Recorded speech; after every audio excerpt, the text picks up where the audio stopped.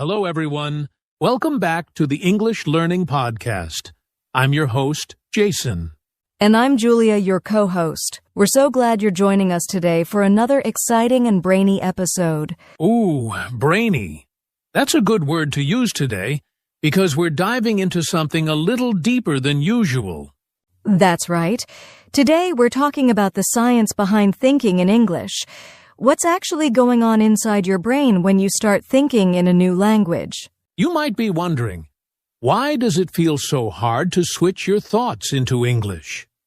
Or why do some people say you need to think in English to become fluent? Well, there's actual brain science behind that idea. Exactly. In this episode, we'll explain how your brain processes language, why thinking in English helps you speak better, and how you can train your brain to make the switch more naturally. We'll also talk about what's happening when you translate in your head versus when you just think in English, and why that difference matters. And of course, we're going to give you simple, practical tips you can use right after listening to this episode, even if you're just starting out. So, whether you're learning English for work, travel, or just for fun, this episode will help you understand what's going on up here, points to head, and how to use it better. All right, ready to jump into the science? Let's do it. All right, let's start with the big question. Why is thinking in English so important for language learners? Great question. Thinking in English helps you become more natural and fluent. If you're always translating from your native language, it slows you down and makes speaking feel like a puzzle. Exactly. Imagine this. You want to say something simple like, I'm hungry. But instead of just saying it, your brain first thinks of it in your native language, then translates it into English, checks the grammar, and then finally speaks. That takes a lot of time. And that's why many learners feel stuck when they try to speak. Their brain is working too hard in two languages. But if you train your brain to think directly in English, you cut out that extra step. Right. It's like switching from riding a bicycle with training wheels to riding freely. You go faster and feel more confident. And here's another reason. It helps you understand English faster, too. When you're reading, listening, or watching something in English, you don't need to stop and ask, what does that mean in my language? You just get it. That's a great point. Thinking in English also improves your pronunciation and sentence structure. Because when you think in English, you start to feel how the language flows naturally. Yes. It's like your brain starts building English paths, just like it did when you learned your first language as a child. So, to put it simply, thinking in English helps you speak faster, understand better, and sound more natural. It's a big step toward real fluency. And the good news is, anyone can learn how to do it. It's not just for advanced learners. Absolutely. And we're going to show you exactly how in the next segments. But first, let's take a closer look at what actually happens in your brain when you learn and think in a new language. Okay, Julia, now it's time to get into the cool stuff. What's really happening inside our brains when we learn a new language? Yes. So here's a fun fact. Your brain has something called neuroplasticity. That means it can change and grow by learning new things, including languages. Right. When we learn English, our brain is literally building new connections, kind of like roads between different parts of the brain. The more we use English, the stronger those roads become. And when we don't use English for a while, those roads start to fade. That's why regular practice is so important. Now, let's talk about the areas of the brain involved in language. One is called Broca's area. It helps you speak and make sentences. And then there's Wernicke's area. That's where you understand language. So when you hear someone speaking English, that part of your brain is lighting up. Exactly. And when you're trying to think in English, these areas are both working hard. But here's the thing.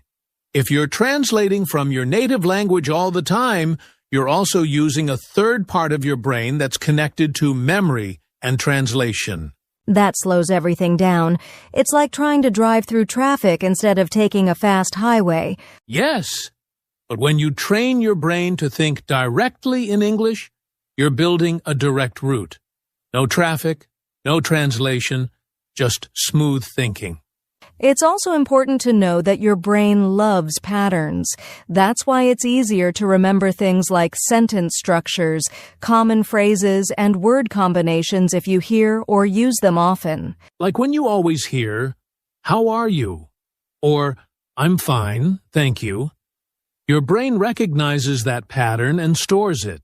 Exactly. The more you use English, the more your brain says, "Oh, this is important." And it starts saving those words and phrases in long-term memory. And repetition helps that process. That's why daily habits, like listening, speaking, and reading in English, are so powerful. You're not just learning words, you're changing your brain. Isn't that amazing? Your brain is actually rewiring itself as you learn English, and the more you use it, the more automatic it becomes. So if you feel frustrated sometimes, just remember, your brain is doing something incredible. It's learning a whole new way to think and communicate. Be patient, be consistent, and keep going.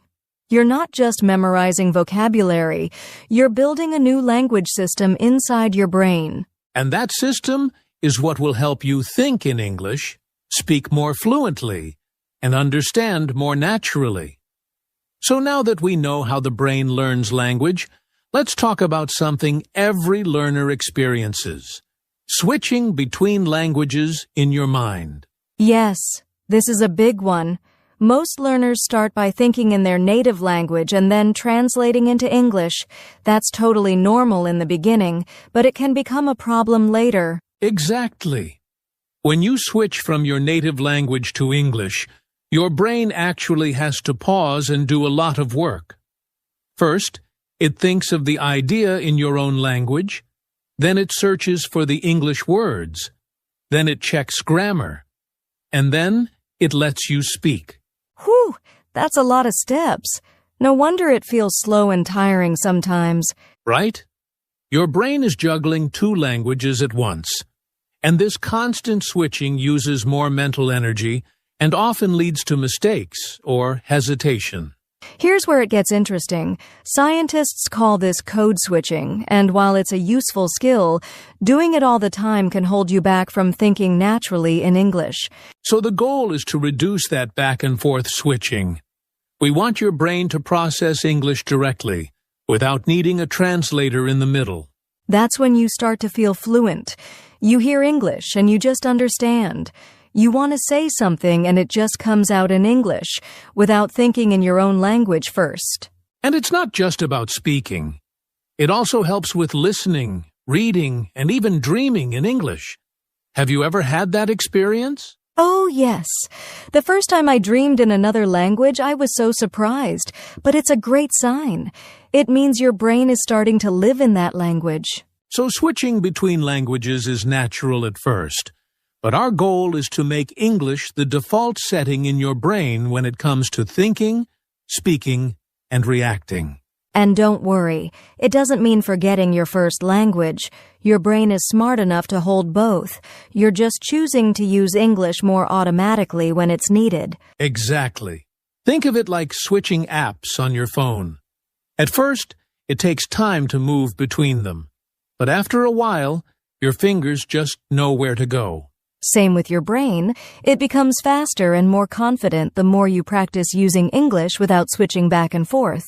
Coming up next, we'll talk about something that really helps with this process: repetition and immersion. That's what teaches your brain to stay in English mode longer. Okay, so we've talked about how the brain learns language and why switching between languages can slow us down. Now, let's look at something super important: repetition and immersion. Yes, these two things are like fuel for your brain when learning English. Repetition helps your brain remember, and immersion helps your brain stay in English longer. Let's start with repetition. Basically, when you hear or say something over and over again, your brain starts to recognize it faster. That's how we remember songs, right? Exactly. If you hear the phrase, "What do you mean?" many times it becomes automatic. You don't need to think about each word, you just know it. That's because repetition builds stronger neural pathways. Your brain says, "Oh, this is important. I've seen this before." And it starts to store that information in long-term memory. So if you're learning English, don't be afraid to repeat the same things again and again. Repetition doesn't mean you're slow. It means you're training your brain. Now, let's talk about immersion. This means surrounding yourself with English every day. Not just studying grammar, but living in the language. Right.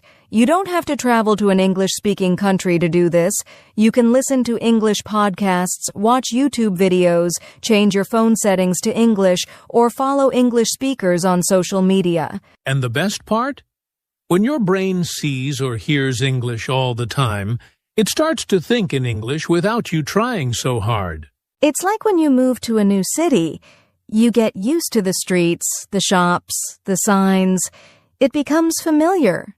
Immersion does the same thing for your brain with language. And when you combine repetition and immersion, that's powerful.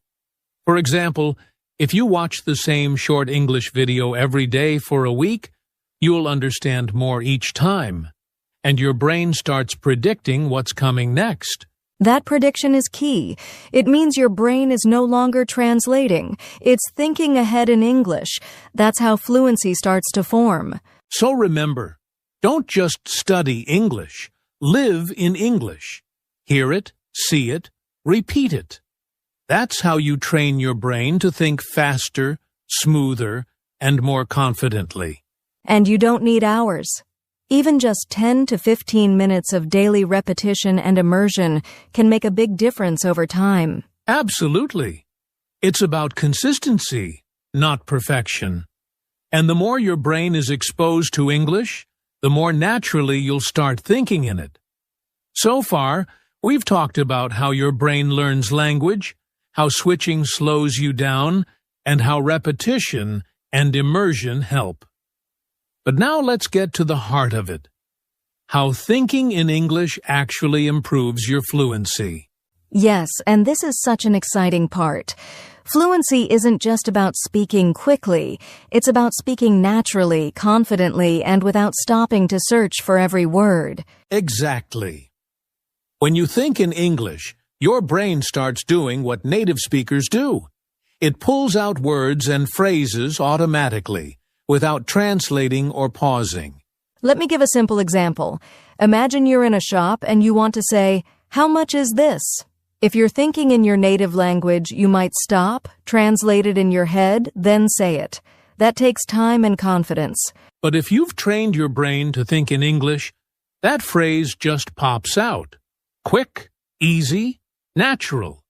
That's fluency in action. And when that happens, your confidence goes up. You feel more relaxed when speaking. You're not worried about every little mistake. You're focused on communicating. That's the key. Fluency is about flow. And thinking in English creates that flow. You stop overthinking and start responding more like a native speaker. Another cool thing is that when you think in English, you begin to feel the language. You get used to how sentences are built, what sounds right, and what sounds strange. That feeling is a sign that your brain is adapting. You're not just learning rules, you're absorbing the rhythm and style of English. And remember, you don't need to speak perfectly to be fluent. Even native speakers pause or correct themselves. The real goal is to express yourself smoothly and naturally, and that happens faster when you think in English. So if you want to improve your fluency, start by shifting your inner voice. Try thinking in English during daily routines, when you cook, walk, or plan your day. It's a small change that leads to big results. And coming up next, we'll share practical strategies to help you train your brain to think in English every day. No stress, no pressure. All right, it's time for the best part. How to actually train your brain to think in English. Because knowing the science is great, but now we need to take action. Absolutely. So let's start simple. One of the easiest ways is this. Name things around you in English. Wherever you are, your room, your kitchen, outside, just say what you see in English. Right. You look at your desk and say, "This is a pen. This is my laptop.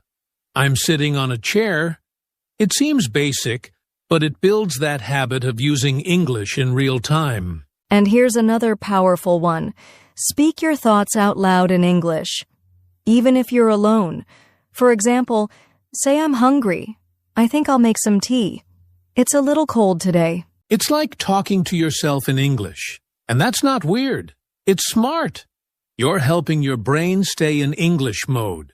And if speaking feels too hard at first, you can also write your thoughts down. Keep a short daily journal in English. Just write a few sentences like, "Today I went to the market. I saw my friend. We talked about the weekend." That's a great one. Writing helps your brain slow down and think more clearly in English. Over time, it gets easier and faster. Next tip, ask yourself questions in English, then try to answer them. For example, what do I want to eat today? Then answer, I want rice and vegetables. Exactly. You can even play a mini interview game with yourself. What's your favorite movie? What do you do on weekends? It's fun and useful. Now let's talk about your phone. You look at it all day, right? So change your phone language settings to English. That way, you're reading and thinking in English more often. And follow English-speaking creators on YouTube or social media. Watch short videos where people speak naturally. Try to repeat what they say or write down useful phrases. Here's another one I love. Use English when you make decisions. Like when choosing clothes, should I wear the blue shirt or the white one? Make those little choices in English. That's genius. It brings English into your real life, not just your study time. Also, when you're stuck on a word, don't always go back to your native language. Try explaining it in simple English. For example, if you forget the word fridge, you can say the cold box where I keep food. That's a key skill. Native speakers do it too. It keeps your brain thinking in English, even when you don't know every word. And finally, make English fun. Use it with music, games, jokes, or by talking with a friend. The more relaxed and happy you feel, the easier it is to think in English. So to sum it up, name things, speak your thoughts, ask yourself questions, write a journal, change your phone language, follow English content, explain things simply, and make it fun. Yes, it's not about being perfect. It's about practicing a little every day until it becomes natural. Coming up next, we'll answer a big question. Can anyone train their brain to think in English? Spoiler alert, it's a yes. But let's talk about why and how. Before we move into the next section, let's pause and talk about something important. The common struggles learners face when they try to think in English. Yes, it's not always easy, and that's totally normal. One of the biggest struggles is that many learners feel stuck or slow when trying to form sentences in their heads. That's usually because they're translating from their native language first, right? It takes time, and sometimes the grammar just doesn't fit. Exactly. Another common struggle is lack of vocabulary. You want to think in English, but you don't know the right words yet, so your brain kind of freezes. That can feel frustrating. And then there's the issue of self-doubt. Learners often ask themselves, am I thinking correctly? Or, what if I make mistakes? Yes, and that fear can stop people from even trying. But here's the truth. Mistakes are part of the process. You don't need to think perfectly. You just need to keep going. Also, some learners say their mind goes blank when they try to think in English. That's usually because they haven't built the habit yet, or they're under pressure. So if this happens to you, don't worry, it happens to everyone. The key is to start small and stay consistent. You'll build confidence with time. Exactly. These struggles are not signs of failure. They're signs that your brain is learning something new. And that's a good thing. So, be kind to yourself. Thinking in English is a skill, and like any skill, it takes practice. You're doing great just by trying. So, Julia, now that we've talked about the science and the struggles, let's give our listeners something super practical. Simple exercises they can do every day to start thinking in English. Love it. Let's keep it easy and fun. First exercise, the 1-minute talk. Pick a topic and talk in English for just 1 minute.